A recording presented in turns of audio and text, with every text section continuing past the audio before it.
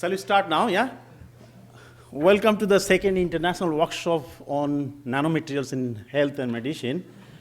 I'm Tapas. Actually, I'm leading the project from UK, and it is a part of the dissemination event for our project. So again, I would like to say that Happy New Year 2018, and I would like to say some housekeeping before I invite my Honorable Vice-Chancellor, Professor Mike Thomas.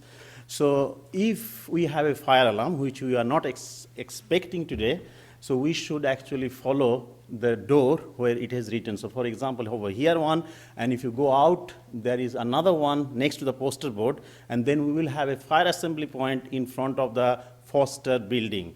So that's the information which you'd like to give you before. And then could you please actually make your mobile phone in a silence mode, because we don't want to have any sorts of interference while we have this workshop going on. So my next job is to invite my Honorable Vice-Chancellor, Professor Mike Thomas, to welcome you, because I know that you came from different parts of UK and overseas, and he will give an overview about what we do as an institution, and then we can go from there how we can build our vision with respect to what we do over here. So thank you, Mike. Yeah.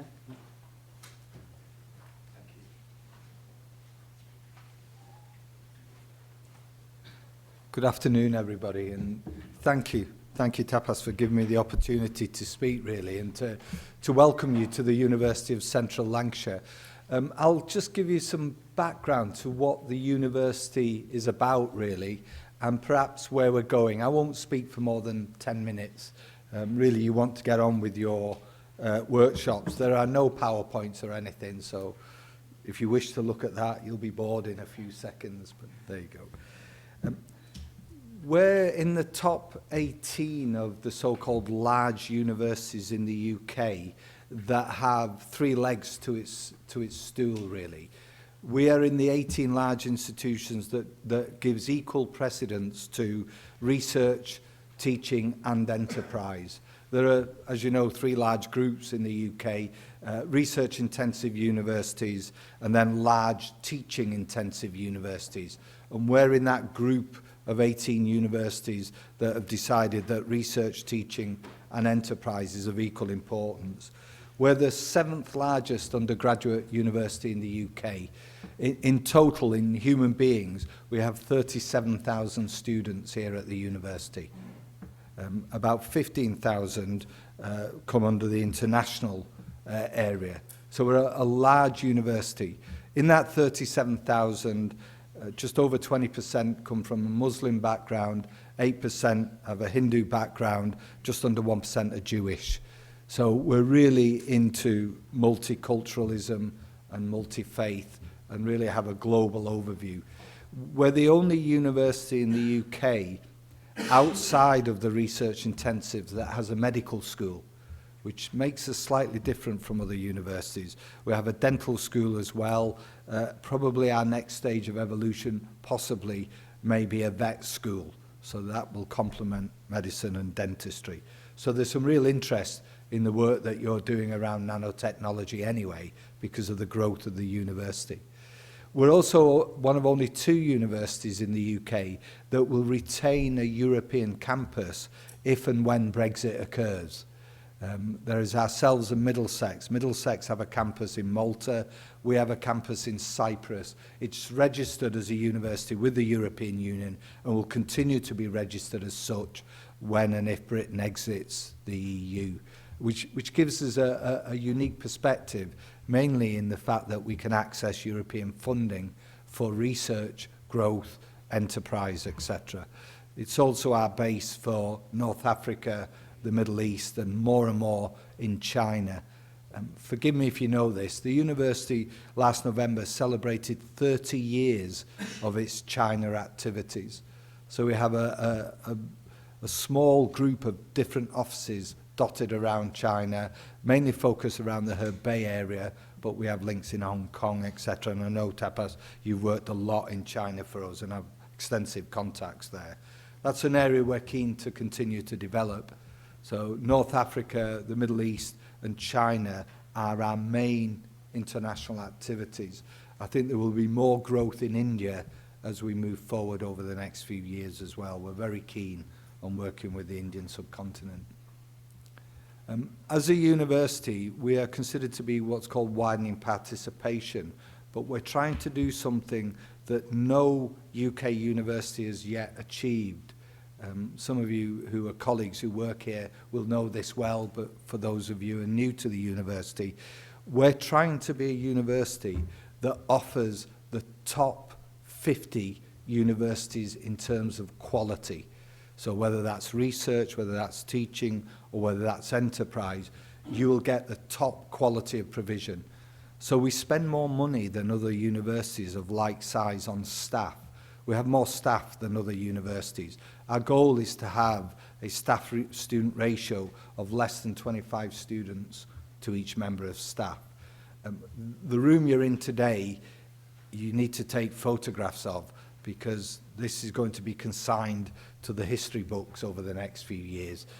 This sort of room is going to be very rare in the whole of the university sector, I imagine, but certainly in this university.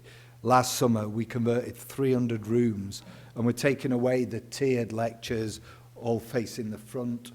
You may see them if you wander around the university. It's now easy chairs, sofas, coffee and tea facilities, microwaves in the lecture rooms, small pods that people can do group work in, furnitures that you can move around in different settings. The 2-hour and 3-hour lectures are in its final few weeks, probably a year or two left, before you'll see something like this again in the future. The only time you'll sit like this as we go forward in the university sector is for masterclasses or important workshops like we're seeing here this afternoon, where we have top-class speakers who can give us their knowledge. The future worldwide of the university sector, as you know, is the application of knowledge rather than the giving of knowledge. And our students these days can get their knowledge through a host of electronic means. And our job really is to help them work together, get into the mindset of working as a team, and also applying that knowledge for the benefit of themselves and society. So you'll see less of this, but the goal is to have small groups of students, different types of lectures, tea and coffee when that occurs, more about the application of knowledge, and a different type of education as well, whether you're studying engineering, medicine, dentistry, in the future vet schools, nanomedicine, nanotechnology, nanoengineering. There are people in this room who are 1,000 times more expert in this area than I am. I am a psychologist. But you will know the future of nanotech and the way it's going and its application use. And I think that will impact on the way universities deliver the learning that we do. The second thing that makes us different, besides this drive towards quality, is we have the second youngest academic staffing in England. And that's deliberate. We are very, very keen on hiring young doctorates straight out of their doctoral programme, because they're coming into the world that you currently inhabit, and we think that they're the future professors and readers, deans and pro-vice-chancellors and even vice-chancellors. So that's another drive that we have that makes us slightly different to other universities. And surrounding all that, we have an economic and civic focus. So we're very keen on widening participation, local engagement, supporting businesses and supporting culture. So if you're interested in the arts, please get in touch with someone in the university. We're developing a philharmonic orchestra for Lancashire. It's in its early stages yet, but we have an 80-strong choir, and now we're working on the orchestration.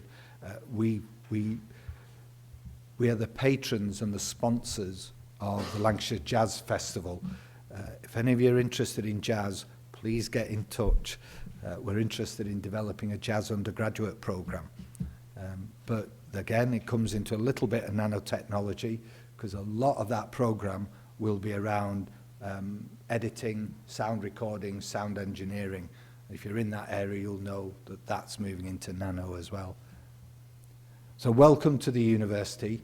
I hope you enjoy the afternoon. If you can get the opportunity to walk round, or if you want to see anywhere, please talk to members of staff.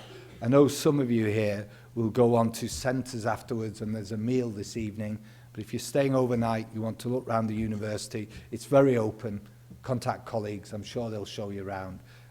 Please have a good afternoon, and I look forward to seeing you all again. Thank you.